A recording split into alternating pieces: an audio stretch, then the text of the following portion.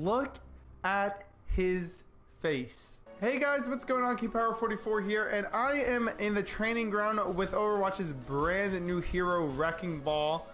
It's piloted by Hammond the Hamster, and I'm super excited to show you guys what he does and kind of talk about what team comps he can go with, because he's a very interesting character, a very skill-based character in my opinion, and you know, better players are going to be really good with him. So, something like Genji, you know what I'm saying? Like, good Genjis are really, really good compared to, you know, like a regular Genji. But let's get started anyways with his abilities. Okay, so Hammond, or Wreckingball. Wreckingball is the name of the actual character. Hammond's the pilot. Actually, I think Wreckingball is the name of the mech that he's in. Well, he's got his quad cannons, and those are just automatic assault weapons. They are hit scan, so let's take a quick look at that. Okay, so here's a look at the quad cannons. Wow, we had to reload right there. You can see they are hit scan. They do have a bit of spread, but it takes a second. So if you fire them like that, you won't have the spread. But if you hold them down, you'll see the spread go right there. I put bloom on the crosshair so you guys can see that. No spread, and if you hold down, there's the spread. They do a decent amount of damage, especially up close, which is where you're probably going to end up playing this hero.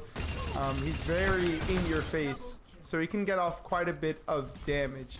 Okay, we're going to move on to the next ability and save his ultimate Minefield for last, but his next ability is Grappling Claw. You can launch a Grappling Claw to rapidly swing around the area. It enables high-speed collisions to damage and knock back enemies. Let's take a look at this. Okay, so by pressing the left shift, you can go from this to Hammond's transit mode right here, and this is where you can use the Grappling Claw. You can hook up right here with your right click, and there's full speed, and you can knock into stuff and boop them around, get some damage onto them. But one thing that I noticed that you could do is kind of make yourself this huge wrecking ball. Look at this. If you grab onto something like this, you can just go around and around. I'm not showing you guys as good as this could be. I did it a lot better earlier. Hold on, let's try this. Let's try to come from this side. Hook on right here, and you can just kind of, yep, you just kind of just keep going in a circle, keep knocking stuff over. It's a little bit wonky to do this, but generally what you're going to use this ability for is as you're coming around corners. So for example, right here, you can lock on, go full speed, let go, and just knock into the enemy, and now you're in their face doing a ton of damage. Alright, let's take a look at his next ability, which is Roll. We showed you back there. You just press left shift, you transform into a ball. It does increase his maximum movement speed, so you are faster when you are in that ball, and that allows you to use Grappling Claw. Next is Piledriver. Now this is interesting. It's on left control. I think this is the first ability on left control. Basically, you slam to the ground below to damage and launch enemies upwards. Now you can only use this ability when you are in the air at a certain required height. I don't know what that is yet. It's not too high, but you have to be jumping off of a ledge or something to get it. You can't just jump and then use Piledriver. So I'll show you what that is right now. So you see you can get into your ball form right here, your transit mode. Excuse me, Mr. Bot. You jump off here, and there's Piledriver. You can see it knocks up the bot. It doesn't do that much damage. I think that bot was damaged already, but we'll take another look at it. That's kind of my favorite spot to test it from, since you're pretty high in the sky. But oh, here, let me show you this. So you see the staircase, you can kind of just jump off of something like this and still get the Piledriver effect.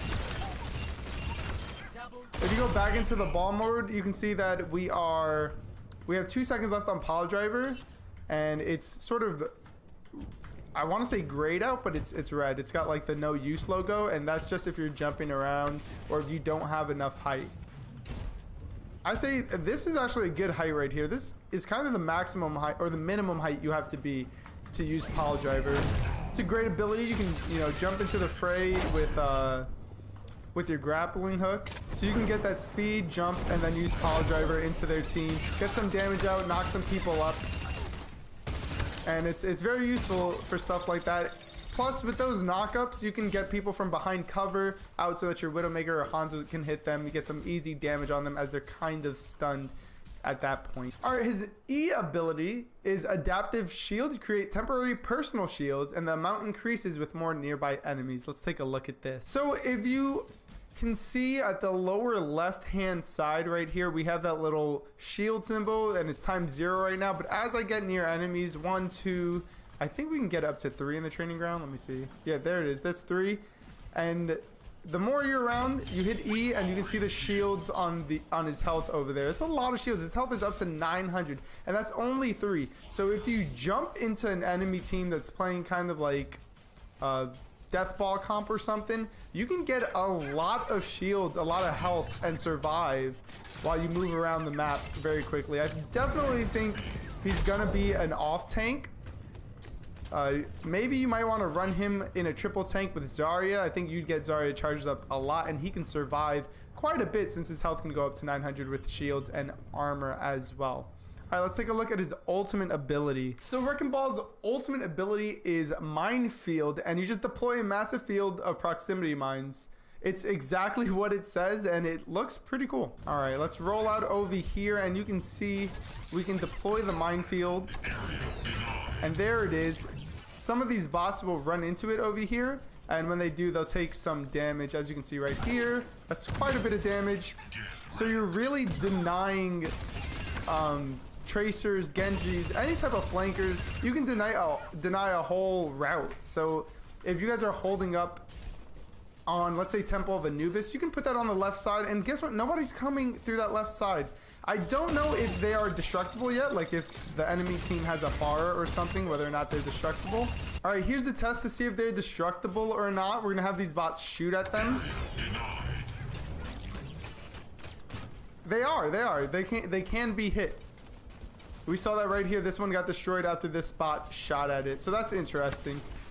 I don't know how much health they have. They don't seem to show health, but if you put them around the corner or something and someone just, you know, runs around, gets hit by that, they're likely gonna die. So that's it for all of Wreckingball's main abilities, all of his abilities actually. You can see his difficulty is 3 stars, and I think that is an understatement. I would put another star here if they could. I think he's gonna be very, very hard to use, but when done right, he's gonna be super effective. Some team comps that I can see him in, again, is triple tank, maybe with a Zarya and a Reinhardt, since, you know, you get that mobility from him. He can run around, he can destroy death ball comps, and, you know, he's probably pretty good with dive comp as well. Maybe we go Winston and Diva. As you can see, he puts out quite a bit of damage if you're accurate at I want to say like close to medium range.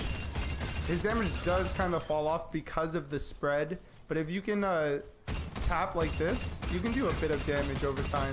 Maybe if Farah's kind of close, you can probably take her out as well with this, plus a Discord orb. So I think he'd work in a comp.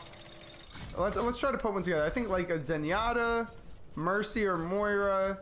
I think he's a very interesting character. It's gonna be hard to figure out, you know, where his place in the meta is going to be. Everyone that has access to the PTR should try to get on, try to play him, and get a feel for him before he comes to live. This way Blizzard can fix anything they think they need to with our feedback. That's a really good way to get stuff done.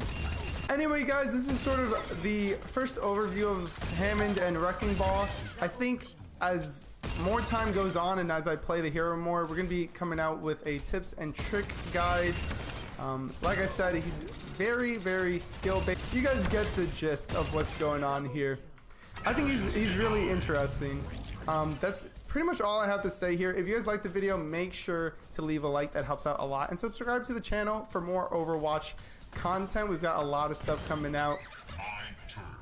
Also, let me know what you think of Hammond and Wreckingball in the comments down below. Have you played them?